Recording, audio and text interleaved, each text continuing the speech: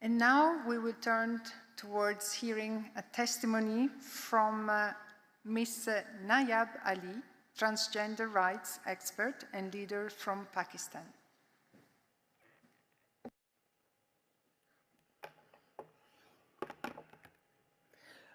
Thank you, Madam Chair.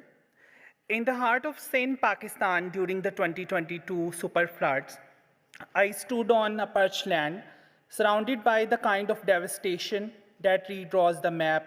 It was one of the costliest disasters in the history. In that forgotten place, I met a young transgender woman named Sabine. She had lost her home, savings, and her dignity. Not to floods, but the disaster response system, a system that simply refused to see her. Disasters don't just expose weaknesses in infrastructure, they expose the rot in our values. At my shelter home in Islamabad, 50 transgender women crammed into a space meant for 10, no room to walk, barely enough rice, but what remained absurdly was hope. Hope that someone might care. So I told them to go to the authorities. I told them that if we couldn't help, surely the state would. And I told them to go as a proud citizen. And that, I confess, was my mistake.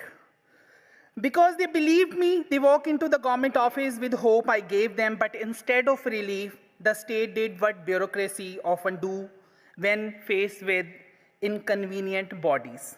It deleted them. The form had no box of them, and so they were removed, not violently.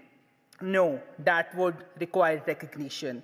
They were erased quietly, bloodlessly, by design. No ration, no relief camp, no evacuation list with their names, not because they didn't exist, but not category existed for them. You don't need bullets to kill hope, a blank checkbox will do. So we stopped waiting, we started mapping exclusion, we sat across from the same institution that erased us and insisted they look again and again and again until they say what we saw. For the first time in the years, Pakistan National Disaster Management Authority amended its governing documents, including transgender people in disaster risk planning. Diversity was no longer theoretical, it became operational. We co-developed policy with both provincial and national disaster authorities, including trans people in disaster risk reduction guidelines and humanitarian needs. And then the next disaster came. The time